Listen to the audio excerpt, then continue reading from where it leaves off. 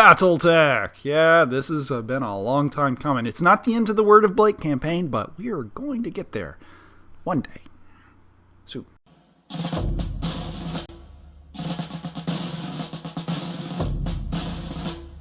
Brush War? Brush War! Yeah, Hunter had suggested that we do a Brush War campaign, so I thought there was none other than the Capelli Confederation that should come out and see themselves on the Batreps for once.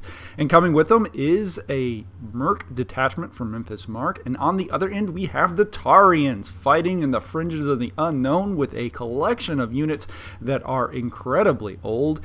Backing them up is another mercenary detachment, this time with a custom Mackie. Now you have to ask yourself, who would do a custom job on a frickin' Mackie? It's a museum piece. Well, this is Hunter we're talking about. And this system that he's got set up on there is actually quite nice. It's like double PPCs and an AC-20. It's pretty nice. Now at first, if you are attentive to the list, you'll notice that our opposition in this match has quite a bit of assault units. They definitely outweigh us in terms of armor, and that is quite a concern. So we're not going to hit them up head on. Instead, we're going to use our maneuver and speed to our advantage to hopefully hold them into such a position that we can outflank them and maximize the firepower that we do have. And in the opening moves, you can already see that the light elements are moving into the open, into the north of the city, and they're starting to engage each other at incredibly long ranges. But there's not a whole lot of shots in the first turn, but you can see the opening moves are already painting the city fight as being one for the assault mechs, and the brush fight out into the middle of nowhere is being done by the lights, a composition of locusts and harasser hover tanks.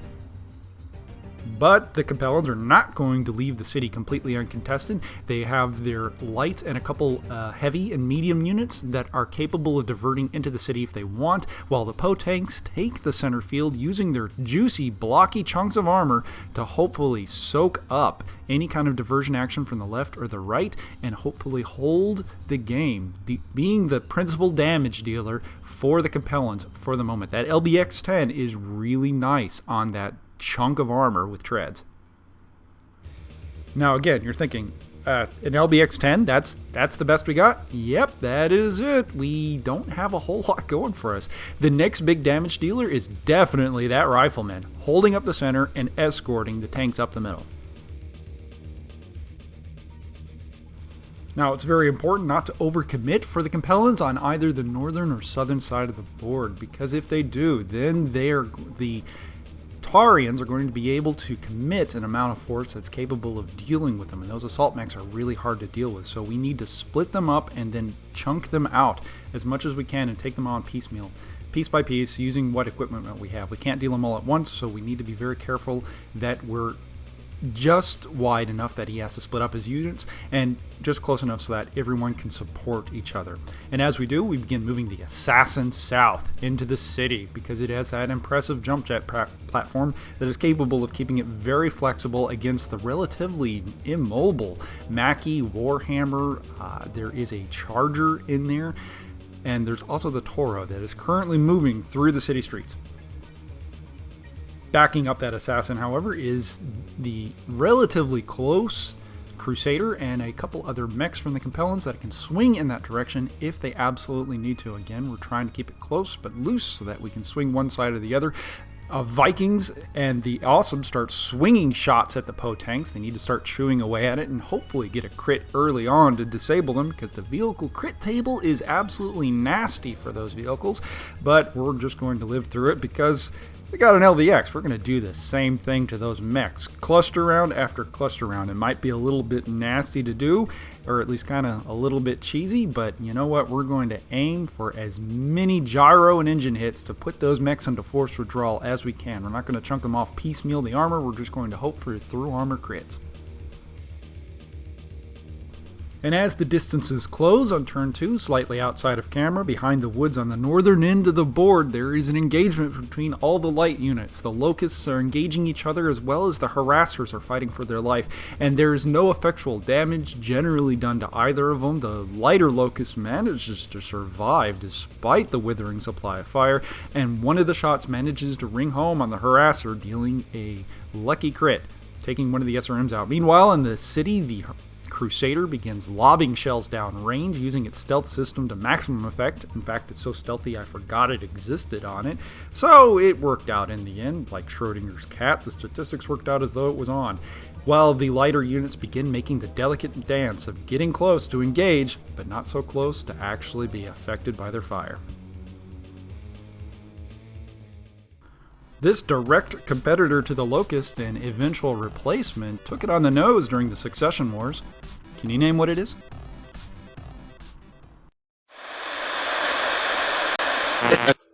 There might not be a history to remember us after this. Some people will loathe us for what we had done. We won't change what we did or why we did it, why we fought, why all of us gave up our lives for what few had the courage to do. Hope is a funny thing. Some people call it an illusion, a trick of the mind to tell us everything is all right. I say, a necessary fallacy. We must always hope for a new day. Maybe not always a new world, but a new day to live. The day this new world ends will come as well, where we cease to exist, and along with it our hopes, dreams, joy, hatred, grief, and sorrow. And we'll be waiting for it. Not afraid, not angry, not sad, but happy. Happy that we were at least able to live in this world we created. Happy that we were able to be with each other. The end of this world may be the ends of the lives we share, but it cannot erase the fact that we were here. It's the only mech where every pilot has to be called Ron Tiki Tiki Tongai. It's the Mongoose! It's also a really awesome Succession Wars design. 3 medium lasers and a small. At the beginning of turn 3, we are committed. We have our forces on the southern end and our forces on the northern end, and it's pretty clear where our forces are going. They currently have a significant advantage in the city as the assaults from the Taurians begin moving forward with a supporting element just on the outskirts, forcing the riflemen and Poes to have to engage them at close ranges because they're going to have to be tied up. They can't divert to take on that Mackie and Warhammer that are moving through the streets, while the Toro diverts and begins taking on the center elements, leaving a Viking, Charger, Toro, and Awesome in the center against just a couple of Capellan mechs.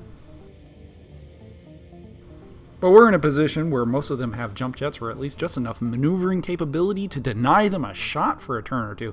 And that's exactly what they do. As they begin moving forward through the city, the assassin sees his opportunity, leaps through the air, and lands right behind the Warhammer, on the building right behind it, getting ready to give it a swift kick for being a little too aggressive, while the other mechs starts reconsidering their situation as they are now being outflanked by one little assassin. Center elements begin changing fire orders and begin throwing a lot of fire at the riflemen. Most of it whiffs. A lot of other fire ends up flying into the Poes, which are slowly making their way up the center of the board, chucking shells downrange, but they end up proving no beneficial fire against the Poes as the Poes remain resilient despite their critical hit chances, but that awesome armor saves them nonetheless.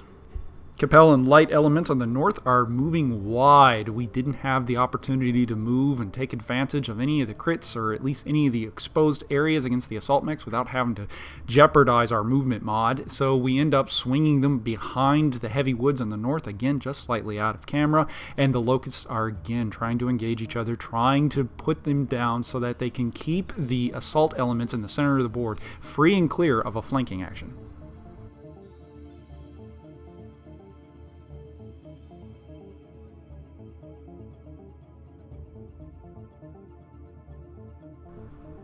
But the center of the board is now being drawn to as the assassin makes his kick. He swiftly plants it right into the right shoulder of him, unfortunately missing the head, but it manages to put the Warhammer down. He fails his check and crashes into the ground, leaving the assassin triumphant. It's not often you get to see that little tin can suicide machine do much damage to an assault mech, but we managed to actually do it this time. Skirmishing elements on the north haven't been able to make their presence felt on the board at large. They haven't even been able to do much damage to each other yet, and they keep engaging each other. It's actually quite an interesting dogfight that's going on up there, while the center of the board is being challenged by just an assassin and a couple of mediums that have got the assault mechs running scared. They are very concerned about being flanked and shot in the back, and they don't have much to respond to in kind because all their lighter elements are tied up trying to keep the harassers at bay on the northern end of the board, and it is changing their movement pattern. The assault mechs begin moving forward. The Tarians are continuing their aggressive pace, moving closer as the Poes begin taking up a defensive position in the light woods in the center of the board, and again shelling shotgun shell after shotgun shell at the mechs in front of them, hoping to do just a little bit of damage, but they haven't been able to make anything come through quite yet. Tarians reconsider their position in the center of the city, and they start taking up defensive positions. They move back. They start putting their back up against the wall, and they are successfully diverted from supporting the center elements anymore, as now the center lance has to deal with the Lao lance all by themselves, and it leaves the assault mechs in the city tied up by just an assassin. The assassin doesn't engage them at all. The damage has been done by denying them a shot for the turn, and jumps away, leaping to safety so that there's outside of line of sight. Harassers begin moving up behind the Viking and start unloading at range 1 all the SRMs. We found our moment of opportunity. We're moving forward. We're ignoring the locusts that are charging at them.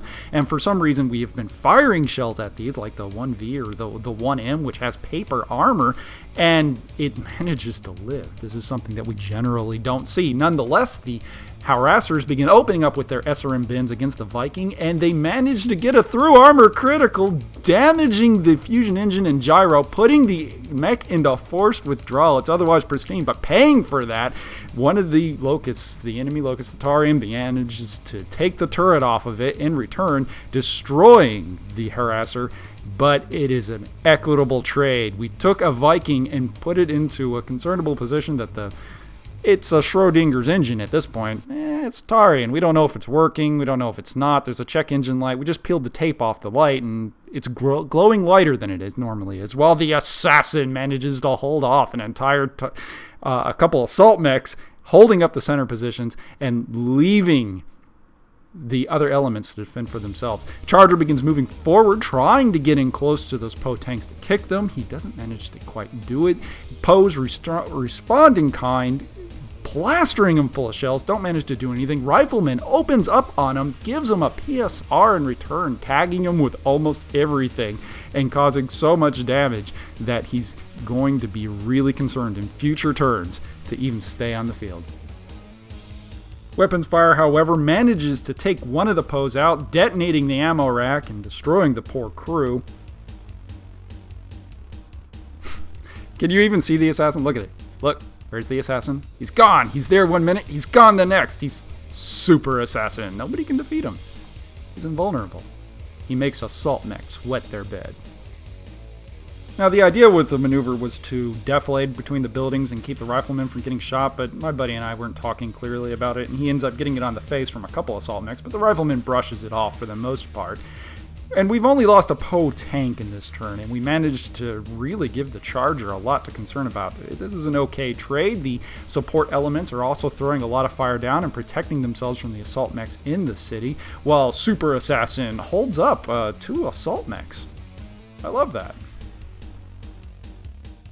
The Tarians realize their mistake. They're afraid of an LRM-5, an SRM-2, and a medium laser, and they decide to go ahead and pull the Viking back and start moving the city elements forward outside of their defensive positions in the city that they really don't need to take, because they realize we are in a vulnerable position. Again, they have more assault mechs than us. So they begin moving forward while we begin trading shots with everything that we can, or at least keeping ourselves close to them so that we can choose when we engage and when we don't, or at least keeping ourselves in such a position that we can fall back as quickly as possible. Again, we have the initiative in terms of speed and jump jet capability. But they've made their gambit. A lot of their slower units are stuck in the city, so the rifleman begins chasing down its prey, going after the Charger, trying to do as much damage as possible, while they begin moving their assault mechs out as quickly as possible. But again, there's only so fast you can go. We begin harrying the harasser out at him because there's nothing better for him to do at this point. Even though that was a little risky, he ends up side-slipping his way out there, which makes him, nigh invulnerable with his Driftito shield. And then we move the assassin forward. Again, we're taking that puny little pew-pew laser because that thing usually kills itself in a jump or a failed piloting skill roll, and it hasn't died yet, so we must have like a 10-year-old Japanese girl in there or something, so we might as well press that to the maximum effect and put him right behind the Mackie, which is an incredibly aggressive move considering it's right in front of the Warhammer. But I counted out the hexes, did the math in my head. Odds are he had like a 20% chance of connecting with anything, and he can brush that off for a turn. But as the odds start stacking up on the other end of the board, we lose a Locust as a compelling Locust manages to buy it to combine fire from an awesome other elements, other assault mechs that had nothing better to shoot at that was out there in the area, and he manages to take just enough damage, which isn't much, to put him completely down. The Poe tank takes a defiant stand in the woods, opens up with its LBX canister against the Awesome that has slowed down to take his shot, manages to get a gyro hit, but in response the Mackie opens up on him and gets an engine crit on the tank. We're running with forced withdrawal, so the tank is immobile. The tank crew will abandon at the end of the turn. That's not such a great trade. Especially considering that the Awesome's going to pass his PSR later in the turn. Rifleman continues to give the Charger a face full of rack, tags him with almost everything. Again, we've got an awesome pilot in there. We need to send him off to train our other pilots because God knows there's so many games where nobody can hit anything. And he manages to give him a PSR. He falls again, makes the seatbelt check, fails it. Pilot takes a damage point. Pilot falls unconscious on the ground, leaving the Rifleman defiant and standing alone like a titan on the field as everything else is slowly trying to get out there to try to support him while our support elements are keeping off all the buggers while the Viking starts falling back. It is a bittersweet loss for that assault mech. The Assassin managed to do nothing. The Harasser managed to also do nothing. But wouldn't you know it, the Assassin also didn't get hit. Turns out statistics worked out for me on this turn. But the loss of the Charger for the turn, he ended up taking 2 pilot damage this turn because he took it in the head and then he failed his pilot check, took another damage point and passed out. That's huge. They just lost one of their assault mechs and one of the things that was holding the center element. Now we just have to start mopping up all the lighter elements out there, but we're really pressed for time. We've got 2 assault mechs that are clearing the city corner, and we have another Awesome that is pretty badly dinged up for the couple turns of trading shots, but he's only got a gyro point to really worry about, and he's throttling the reactor. He's actually got quite a bit of heat problems at this point. Nonetheless, we begin feinting and maneuvering. We begin moving the Bushwhacker back. We're going to fall back out of the city. We've done as much damage as we could, which is just delay the assault mechs, and now we're going to pull out. We're going to pull the Assassin onto the other side of the board. We're going to try to harry the lighter, or at least the more damaged assault mechs as they're leaving the field, and try to take on anything that is going to give the Rifleman any kind of trouble, because the Rifleman right now is our biggest damage dealer, doing quite a bit of damage with those racks, and just dumping empty cases all over the field.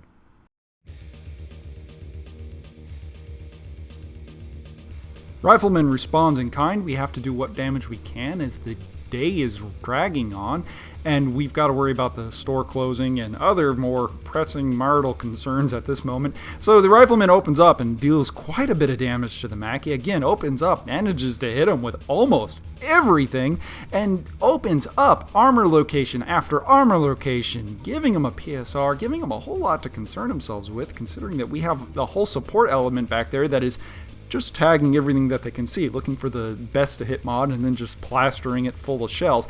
And we've managed to strip off everything of their worthwhile armor. And everything that is on the Taran side at this point has now been dinged up pretty bad. While we have a couple decent mechs, they also have a couple decent mechs left. It is actually a game that can go either way at this point.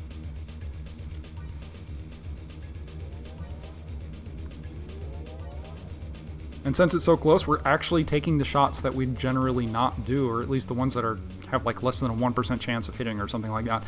And we're really desperate to get any shot to ring home. We're throwing everything that we can against the Mackie, because right now if the Mackie can be taken down, that is their significant asset on the middle of the board. And the only thing after that is the Warhammer, which the Warhammer has pilot damage. He's pretty much okay, but he's not significant enough, or at least we don't consider him as much of a threat like the Mackie with its AC-20 and twin PPCs, and generally really cool running. And as the Mackie opens up, he manages to tag the right leg over and over again on the Rifleman, puts him down, takes his leg off, and since we're running with force withdrawal, pilot will eject, leaving the center of the field to the Tarians in a display of cunning gunnery accuracy that took down the remaining, or at least the better of the heavy mechs that the Compellans had. This was the last turn. There was nothing we can do about that. So we go ahead and call the game. We decide to consider what our situation was, and we go ahead and call it on a technical draw for testicular preservation. Our wives, 3 out of 4, were being called back because our wives wanted us back at home. Imagine that. I don't know what we do to deserve to come back home, but they called to try to get us back home, and that's what's important. Nonetheless, the game could have gone either way, and in the debate session to see who would have won the game, our buddy the Tarians decided, especially Hunter, that they were going to win because they still had all these heavy elements that can do the work, but we were responding in kind that we still had all our heavy elements that were completely untouched, and all of their stuff had some sort of significant damage to it. And we thought that we could win the game too, and it could have probably been decided in another turn or two, but fact is we just ran out of time. Of course, after the game, our buddies, the Tarians, they admitted that there was no way they were going to win. They had almost nothing. The Mackie was in pieces from that fusillade of fire coming off the Rifleman, and the Warhammer was really the only heavy they had left, while we had the Dervish, the Bushwhacker, and the Crusader that had, up until this point, been untouched. And that's been an Ouchies Batrep, and thanks for watching. But to be perfectly clear, if we really did go another turn or two, it was going to be a close game.